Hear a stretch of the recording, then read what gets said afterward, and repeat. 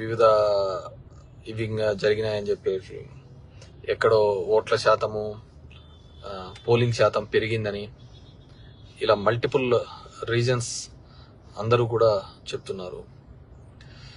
So డెఫినెట్గా, ఎందుకంటే దీని మీద ప్రత్యేకంగా వచ్చే డౌట్స్ ఎందుకు వస్తాయంటే, ప్రశాంత్ కిషోర్ అనే వ్యక్తి చెప్పడం జరిగింది 15 సీట్ల కంటే ఎక్కువ రావు, జగన్ రెడ్డి ఎంబ్రాస్ అవుతాడని చెప్పేసి. ప్యారలల్గా అశ్విని దత్ అదే విషయాన్ని 160 అని చెప్పడం జరిగింది. కేకే సర్వే రిపోర్టు 161 అని చెప్పడం జరిగింది.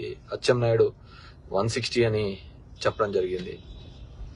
ఆల్ దీస్ సినారియోస్ బాగా మీరు అబ్జర్వ్ చేస్తే, ఎంతో మంది సెఫాలజిస్టులు, నాట్ ఓన్లీ ఆరామ్ మస్తాన్, చాలా మంది చేసిన సెఫాలజిస్టులు ప్రజలు ఎక్కడే గానీ బయటపడలేరు. మరి వీళ్ళకి ఏ సర్వే రిపోర్ట్స్లలో ఆ విధంగా బయటపడిందో ఎవరికి తెలియదు అనమాట.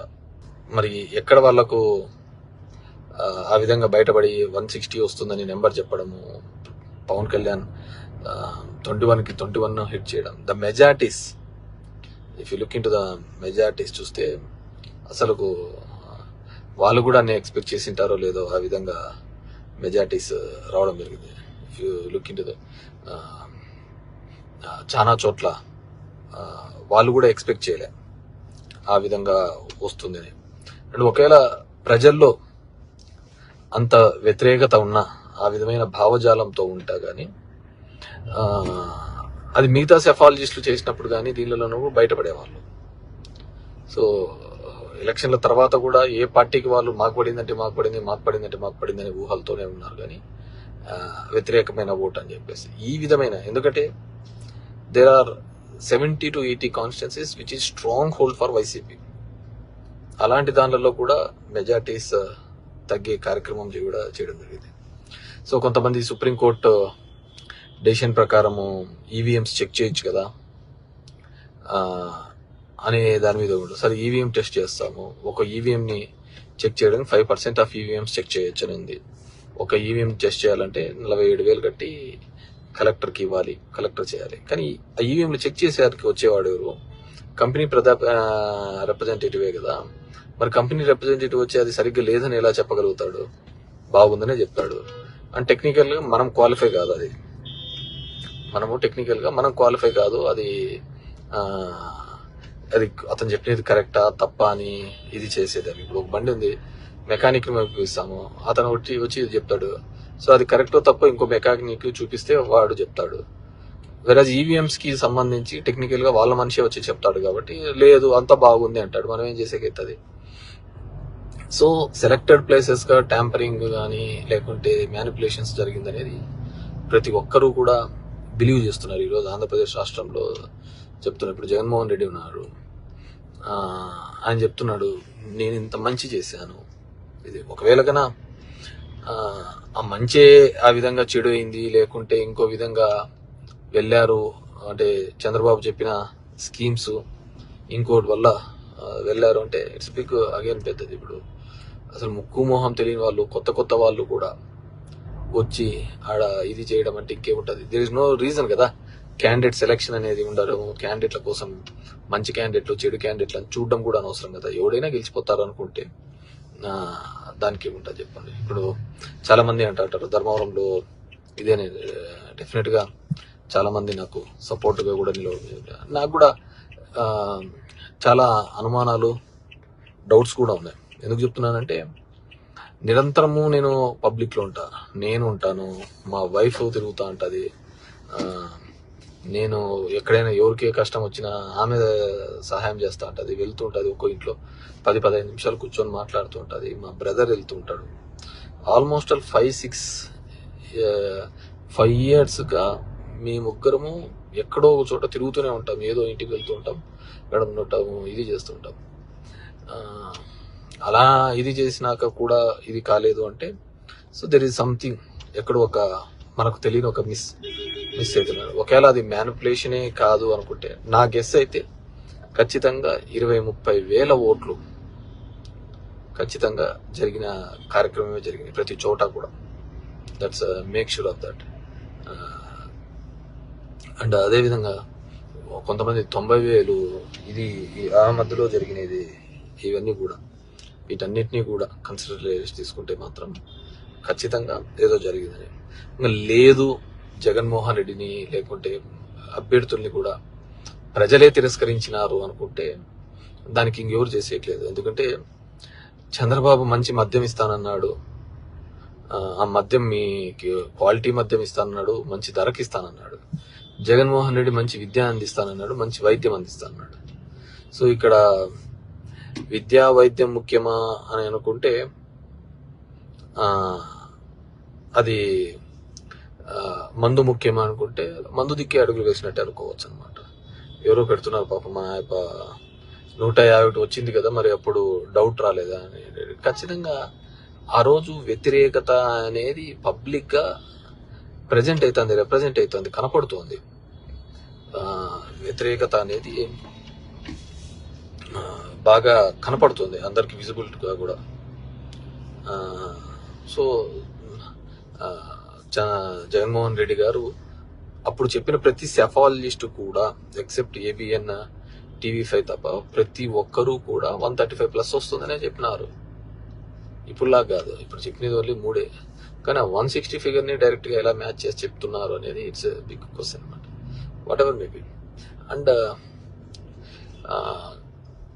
అందరికీ కూడా విన్నమించుకునేది ఏంటంటే నన్ను కలవడానికి కానీ దీనిలోకి కానీ దయచేసి రావద్దండి. Because I'm very much upset with the way results centre అంతా చేసిన తర్వాత. సరే ఎవడు పని చేయని వాడికి అయితే ఏదో వచ్చిన 2 నెలలు మనకు 1000 ఓటు అనుకుంటే ఒక రకం, కానీ బ్లడ్ అండ్ స్వెట్ అంతా పెట్టిన తర్వాత కూడా ఎన్నో ఇది చేసిన తర్వాత కూడా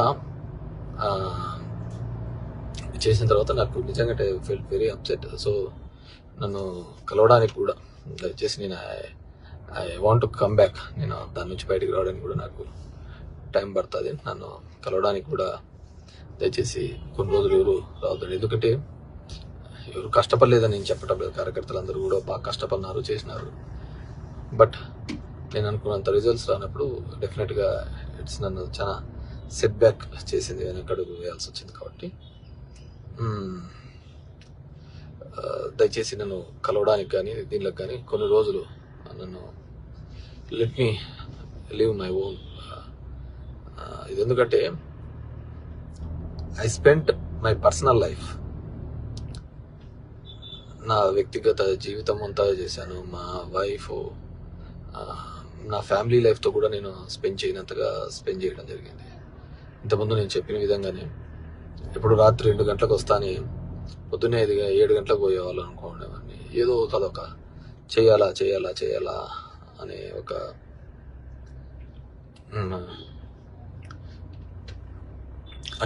ఒక భావన ఉండేది అనమాట. సో అలా చేశాను కాబట్టి రియల్లీ అప్సెట్. అంటే నేను కాదు, మా కుటుంబం అంతా చేసింది. పాపం I feel very sad about my wife. ఆమె ఎప్పుడూ అయితే తిరిగి పెడతా ఉండేది. మా తమ్ముడు అలాగే డోర్ టు డోర్ వెళ్ళేవాడు. అసలు ఎక్కడైనా ఎవరికైనా ఇబ్బంది ఉందంటే ఎంతో ఫీల్ అయిపోయి డబ్బులు ఇచ్చేది. అసలు ఇల్లు లేదనే వాళ్ళు కానీ, ఒక కష్టం వచ్చిందన్న, ఒక సాయం వచ్చిందన్న అన్నా కానీ వెనకడుగు వేయకుండా సాయం చేసుకుంటూ పోయేవాళ్ళం. సో ఆ విధంగా జరుగుతున్నప్పుడు ఇదన్నమాట. సో డెఫినెట్గా అందరికీ తెలిసిన విధంగానే సమ్ మ్యానిపులేషన్ అనేది మొదటి నుంచి ఉండేది. అది జరిగిందని బలంగా నమ్ముతున్నాం, కానీ సైంటిఫిక్గా ప్రూవ్ చేయడానికి ఏదీ లేదనమాట. ఎందుకు చెప్తున్నానంటే, నువ్వు ఇప్పుడు డబ్బులు కట్టి ఈవీఎంస్ చెక్ చేసుకున్న దానికి వచ్చేది వాళ్ళ ఏజెన్సీని వస్తాడు, వాడు ఏం లేదనే చెప్తాడు. మనం కూడా ఏం చెప్పలేం కదా. సో అదొక అంశాన్ని. రెండోది, ఊర్లలో కూడా చిన్న గొడవలు. మా వాళ్ళందరూ అంటారు, అన్న మనం ఏమి అప్పుడు వచ్చినప్పుడు చేయలేదున్నా, ఈ న్యాయాలు చూస్తే ఇప్పుడు చూడున్నా ఇట్లా చేస్తున్నారు, ఇది అంటుంటారు. సరే, నా ఆలోచన విధానము వాళ్ళకుండల్లా, వాళ్ళ ఆలోచన విధానము ఆ విధంగా లేకపోవడం వాళ్ళ దృష్టి. నేను ఎక్కడో ఈరోజు నేను విన్నా, ఎవడో ఒక +2 పిల్లోడు ఎప్పుడో క్రికెట్ ఆడుతున్నప్పుడు ఏదో సిక్స్లు కొట్టాడంట. వాడు వాళ్ళ ఇంటి మీదకి పోయి ఈరోజు రారా ఇప్పుడు వచ్చి సిక్స్లు కొడుతురా అంటారా అన్నారంట. వాడు వైసీపీ లీడర్ పిల్లోడు ఎప్పుడు క్రికెట్ ఆడుతున్నప్పుడు కొట్టాడంట. వాళ్ళ ఇంటి దగ్గరికి పోయి మళ్ళీ ఇప్పుడు రారా ఇప్పుడు వచ్చి సిక్స్ కొడతాను భయాందోళన చేసే పద్ధతి. అంటే సచ్ చీప్ ట్రిక్స్. అంటే ప్రతిదీ ఎక్కడికి పోతా అంటే అది మీరు చేసేది అన్నీ కూడా ఇది పోతుంటారు కదా. సో ఈ 5 yearsగా ఎక్కడే కానీ ఒక క్రైమ్ కానీ ఒక ఇది కానీ జరగకుండా మనం అందరికీ తోడుగా ఉండాలా, హెల్ప్గా ఉండాలనే ఒక ఆలోచనతో చేయడం జరిగింది. సరే ఉంటారు కొంతమంది ఆ విధమైన క్యారెక్టర్స్తో ఉండే వాళ్ళు ఉంటారు. So be bold and be strong. మన సమస్యను మనమే పరిష్కరించుకోవాలి. మన కోసం ఓ దేవుడు వచ్చాడు వస్తాడో లేకుంటే ఇంకోటి వస్తాడో అనేది ఎక్కడ ఉండదన్నమాట. సో మన సమస్యను మనమే పరిష్కరించుకోవాలనుకున్నప్పుడు మీరందరూ కూడా ఎవరికి వాళ్ళు కూడా గట్టిగా ఉండి అందరూ కూడా కలిసికట్టుగా పనిచేసే విధంగా అందరూ కూడా ప్రయత్నం చేయాలని చెప్పేసి కోరుకుంటాను. నిజంగా జరుగుతున్న పరిణామాలు ఇవన్నీ కూడా కొంతమంది నిన్న చూసాం దాడిశెట్టి రాజా మాట్లాడుతూ సీఎంఓలో మాట్లాడుతూ చెప్పాడు, డెఫినెట్గా దెర్ ఇస్ ఎ గ్యాప్. ఖచ్చితంగా ముఖ్యమంత్రి కార్యాలయానికి దీనికైతే ఒక గ్యాప్ వచ్చింది. ప్రతిదీ ముఖ్యమంత్రి గారికి చెప్పడం, ఆయనకి చెప్పడము, దాని రిజాల్వ్ కాకపోవడము, ఎమ్మెల్యేలు మంత్రులు కూడా చాలా సందర్భాల్లో వెయిట్ చేస్తున్న సందర్భం నేను చూశాను. బయట వెయిట్ చేస్తున్న సందర్భం లోపల ఎవడో కూర్చొని మాట్లాడుతూ అంటాడు, చెప్పుకోలేడు, గొడవ బలేడు, గట్టిగా ఇది చేసుకుంటా ఏమంటే ముఖ్యమంత్రి గారికి ఆయనకి చెప్పినాడు, ఆయన చేయండి పని అని చెప్పి చెప్తుంటాడు. నౌ దే ఆర్ ఆల్ ఇది అనమాట. కానీ నష్టపోయినది మాత్రం ఎవరున్నారంటే నాయకత్వం. ఖచ్చితంగా ఐ స్ట్రాంగ్లీ బిలీవ్ వాళ్ళైతే ఒక గ్యాప్ని అయితే సీఎంఓ ఆఫీస్ అయితే ఖచ్చితంగా ఒక గ్యాప్ని అయితే క్రియేట్ చేసినారు. అది ప్రజాప్రతినిధులకును సీఎం గారికి ఒక గ్యాప్ని అయితే క్రియేట్ చేయగలిగినారు. డైరెక్ట్గా వీళ్ళు కూడా సమస్యను చెప్పుకోలేని పరిస్థితులలో వీళ్ళు కూడా ఉన్నారు. ఆ సమస్య రిజాల్వ్ అవుతుంది. ఇప్పుడు నేనున్నాను మా ధర్మవరంలో ల్యాండ్ ఎక్విజిషన్ కోసం, ఫ్లైఓవర్ ల్యాండ్ ఎక్విజిషన్ కోసం ఒక 100 సార్లు తిరిగి ఉంటాను. జస్ట్ ఆ డబ్బులు అయిపోతుంది అని చెప్పేసి. ఒక బీటీ రోడ్డు కోసము, గుంతలు పడిన రోడ్డు కోసం అయితే ఒక 45 సార్లు ఫైనాన్స్ సెక్రటరీ దగ్గరికి, రావత్తు వాళ్ళ దగ్గరికి అయితే ఇట్ రియల్లీ లైక్ ఫైల్ నెంబర్లు వాళ్ళకి పెట్టడము, వాళ్ళు పర్సూ చేయడం. నా ఇంటికి వచ్చేదే జనాలకు సంబంధించినది ఫ్లైఓవర్స్ గవర్నమెంట్ ఆఫ్ ఇండియా నుంచి శాంక్షన్ ఇచ్చినాక ల్యాండ్ ఎక్విజిషన్కి వెళ్ళినా కానీ ఎంటబడి పెడతా అంటే ఏదో వాళ్ళకు ఇది పడతానట్టు పోతా ఉంటుంది. హోప్ సో ఇప్పుడు డెఫినెట్గా అయితే వాళ్ళు ఒక ముఖ్యమంత్రికిను ఎమ్మెల్యేలకు ఒక గ్యాప్ని అయితే క్రియేట్ చేసింది. దానివల్ల ఓడిపోయినాము గెలిచినామని చెప్పడం లేదు, కానీ రిలేషన్ అయితే చెడగొట్టగలిగినారు వాళ్ళైతే సీఎంలు. వాళ్ళకి ఏముంటుంది చెప్పు పొలిటికల్గా దీనికి సంబంధించి. సో నేను నిన్న రాజా చెప్పిన దాన్ని ఖచ్చితంగా ఏకీభవిస్తా. సో నేను అంత కఠినంగాను ఇది చెప్పలేను, కానీ చాలా సందర్భాల్లోనూ కూడా నేను మాట్లాడినాను. నేను అందుకే దాని దగ్గర పోవడం కూడా తగ్గించినాను. నేను చెప్తున్నాను, ఒక ఫ్లైఓవర్ది గవర్నమెంట్ ఆఫ్ ఇండియా శాంక్షన్ చేయగా 1 year, it took 1 year for them to give land acquisition amount. అంతా కలిసిన 15 కోట్లు 20 కోట్లు ఉండదు. దాన్ని ఇవ్వడానికి కూడా అంత టైం తీసుకొని చేసే కార్యక్రమం చేయడం జరిగింది అనమాట. సో అలా చాలా సందర్భాల్లోనూ కూడా చాలా ఈరోజు వాటిని అనుకొని కూడా ఇది ఇబ్బంది ఏం లేదు, కానీ అండ్ మేనిఫెస్టో దానికి సంబంధించి కూడా చాలా ఎక్స్పెక్టేషన్స్ పెట్టుకున్నారు మన వాళ్ళు.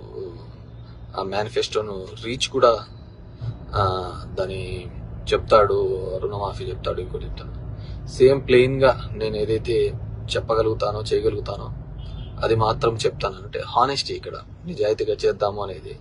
సో మామూలుగా అయితే 3,500 పెన్షన్ పెంచుతూ పోతానని అంటే ఒక మాట అయిపోయేది, కానీ 2028లో పెంచుతాను, 2029లో పెంచుతాను అని అదేదో డేట్స్ కూడా పెట్టి చెప్పడం జరిగింది. అవతల చూస్తే చంద్రబాబు 4,000 ఇస్తాను, 50 ఏళ్ళకే 4,000 ఇస్తాను, ఈ నెల నుంచి చేస్తాను అని చెప్పాలి కల్లా సరే, నువ్వు ఏ సంక్షేమం అయితే నువ్వు ఇద్దామనుకున్నావో అదే సంక్షేమం ఇప్పటి నుంచే ఇస్తామంటున్నారు కదా అని ఒక వీక్నెస్ కూడా ఉంటుంది కదా, ఒక బలహీనత. ఆ బలహీనత మీద కూడా ఇదే గన నిజమే ఉంటే గన వాట్స్ ఎవర్. సో మా ధర్మవరం నియోజకవర్గ కార్యకర్తలకు, లీడర్స్కి కూడా బీ స్ట్రాంగ్ అన్న బోల్డ్. నాకు కొంతమంది ఫోన్ చేసి నా టపాకులు కాలుస్తున్నా అన్న, మోటార్ సైకిళ్ళతో తిరుగుతున్నా. డెఫినెట్గా నువ్వు చేయలేదు అంటే నీకు ఆ క్యారెక్టర్ ఉంది, వాళ్ళకు క్యారెక్టర్ లేదు. మరి ఏం చేసేటట్టు వాళ్ళలో పథకాలన్నీ తీసుకున్న వాళ్ళే ఉన్నారు అన్నట్టు ఉండొచ్చు. దానికి ఏముంటుంది చెప్పు. నేను ఒక కేసులో చూసిన నిన్న, ఒక ఊర్లో వాడు చొక్కా ఇప్పి తిరిగినాడు, ఒక దాని మీద వాళ్ళ లీడర్ ఇంటి ముందరని ఒక వీడియో తీసి పెట్టినాడు. ఎవడైతే అంటే అతనికి ఏదో పాపం ఇబ్బందుల్లో ఉంటే 65,000 రూపాయలు సవేరులో హాస్పిటల్లో కట్టి అతనికి ట్రీట్మెంట్ చేసినాడంట. వాళ్ళ ఇంటి ముందరికి వచ్చి ఎగలాడుతున్నాడు. సో దీంట్లో నిజాయితీ ఉంటుంది, నీతి ఉంటుంది అనేది అందరికీ ఉంటుంది అనేది తప్పు. కొంతమందికి ఉండొచ్చు, కొంతమందికి ఉండకపోవచ్చు. నీ విధంగా ఆలోచించేవాడు ఇంకోటి ఉండొచ్చు కదా. Everyone has their own working style. So ఏదేమైనప్పటికీ కూడా మా క్యాడర్ని, మా లీడర్షిప్ని అందరినీ కోరుకునేది, టఫ్ సిచ్యువేషన్లో we have to be bold, స్ట్రాంగ్గా ఉండి దాన్ని ఎదుర్కోవడానికి, డెమోక్రటిక్ వేలో ఎదుర్కోవడానికి ఉండాలి తప్ప ఎవరో వస్తారు, ఎవరో చేస్తారు అనేది. ఎందుకంటే this 5 years is toughest time and challenging time to prove our self. Tough time and challenging time to prove our self. ఎవరు దీంట్లో ఇది కాదు. 23 సీట్స్లో ఉన్నప్పుడు అతను బౌన్స్ బ్యాక్ అయినాడు. 2 సీట్ల నుంచి 151 సీట్లకు మనం బౌన్స్ బ్యాక్ అయినాం. సో పొలిటికల్ సిస్టంలో ఏదైనా కానీ జరుగుతుండొచ్చు. But I need break for some time. That means దీని నుంచి, ఈ అన్ఎక్స్పెక్టెడ్ దాని నుంచి కూడా, ఎందుకంటే ఎంత కష్టపడినామో మాకు తెలుసు, ఒక ఫ్యామిలీగా తెలుసు, మా నాయకులకు తెలుసు వాళ్ళు ఎలా కష్టపడినారు, ఏం చేశారు అని చెప్పేసి. సో దయచేసి నన్ను మీట్ కావడానికి రావద్దండి అని చెప్పేసి కోరుకుంటున్నాను. బికాజ్ నాకు I don't want that sympathies. నన్ను చూసి జాలి పడ్డం కానీ, బాధపడ్డం కానీ నాకు నచ్చదు. సో నాకు నచ్చదు. మీరు బాధపడి, మిమ్మల్ని చూసి నేను బాధపడి, I want to come out of that. దాని నుంచి నేను ఎంత త్వరగా బయటకు వస్తే నేను అంత త్వరగా మళ్ళీ రెగ్యులర్ వర్కింగ్ స్టైల్లోకి వెళ్ళడానికి వీలుంటుంది. అది రాకూడదంటే నాకు సానుభూతులు వద్దంటే నన్ను దయచేసి కొన్నాళ్ళు ఒంటరిగా వదిలేస్తే I will come out of that. అందుకే కొన్ని రోజులు ప్లీజ్, మీకు ఏ సమస్య ఏదున్నా కానీ నేను ఎలవేళ్ళ అందుబాటులోనే అంటాను. Just let me know. ఎందుకంటే నాకు వేరే విద్య తెలీదు. నాకు రాజకీయం తప్ప వేరే విద్య తెలియదు, నాకు సర్వీస్ తప్ప వేరేది ఏమీ తెలియదు అనమాట. సో దానికి ఎందుకంటే ఎలక్షన్ జరిగిన ప్రాసెస్ కూడా మీకు తెలుసు. ఎలక్షన్ కమిషన్ ఎంత హై హ్యాండ్గా ఏ విధంగా ముందుకు బుల్డోజ్ చేసుకుంటూ పోయిందో, హౌ ద ఆఫీసర్స్ అందరూ ఏ విధంగా ప్రవర్తించారు ఏందని చెప్పేసి. సో చూద్దాం. ఈ 5 years మనం ఫేస్ చేసుకోవాలి. ఎవరికి వాళ్ళు మీకుగా మీరు ఒక సమస్యను రిజాల్వ్ చేసుకునేంత కెపాసిటీకి రావాలి. ఇప్పుడు నా 16 years నేను రాజకీయాల్లోకి వచ్చినప్పుడు ఐఎమ్ అలోన్ ఇన్ ధర్మవరం. ఈరోజు ఆ ధర్మవరంలో ఇంతటి నెట్వర్క్ని, ఇంత వ్యవస్థను తయారు చేసుకోగలిగినాను. సో ఆ విధంగా కూడా ప్రతి ఒక్కరు కూడా ఒక కష్టం ఉన్నప్పుడు మనం బయటపడే పద్ధతి చూసుకోవాలని చెప్పేసి కోరుకుంటున్నాను.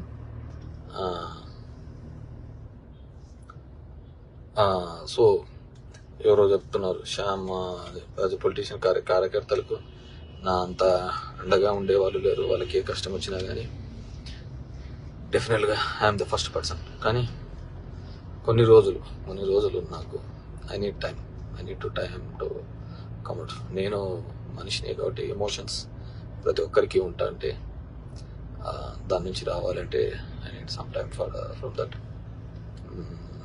And that's it. సో ఈ ట్యాంపరింగ్ దీనిలకు ఇదని 5% అని అందరికీ ఉంటుంది ఆలోచన, ఇలా చేద్దాం అని. కానీ దాన్ని రిపేర్ చేసేవాడు కూడా వాని మనిషే కదా. ఎవడైతే తప్పు చేశాడో వాని మనిషి ఇది రిపేర్ చేసేది. సో వాడు ఈజీగా రిపేర్ చేయగలుగుతాడు సర్టిఫికేట్. సో ఇదైతే ఖచ్చితంగా జరిగింది. దాంట్లో ఎటువంటి సందేహం లేదు. ఎందుకంటే చాలా మంది నాకు తెలిసిన క్లోజ్ అసోసియేట్స్ అవతల అత్యంత బలహీనంగా ఉండి అత్యంత ఇది లేని వాళ్ళు కూడా గ్రామాలలో వచ్చిన మెజార్టీస్ తప్ప ఇదంతా కూడా నేను చూస్తున్నాను. సో కమ్అట్ ఆఫ్ దట్, అందరూ కూడా బయటికి రావాలని చెప్పేసి కోరుకుంటున్నాను. Thank you. ఎవరో చెప్పారు నా కార్యకర్తలకు అందరికీ ధైర్యం చెప్పాలి. కార్యకర్తలు అంటేనే ధైర్యంగా పోరాడే వాళ్ళే కార్యకర్తలు. చెప్పేది ఏం లేదు, నేను అదే చెప్తున్నాను కదా. ఎవరికి వాళ్ళు they have to come out of this, బయటికి వచ్చి ప్రపంచంలోకి ఇది చేయాలి. Will give chance for them. వాళ్ళకు అంత మ్యాండేట్ ఇచ్చిన తర్వాత మనము ఇవ్వాలి కదా, వాళ్ళకు కూడా అవకాశం ఇవ్వాలి.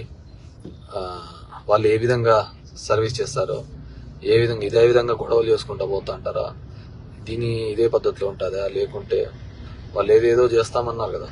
ఐ థింక్ చెప్పడం మర్చిపోయాను. యాక్చువల్గా చంద్రబాబు నాయుడు గారికి this the best opportunity. Last time నాకు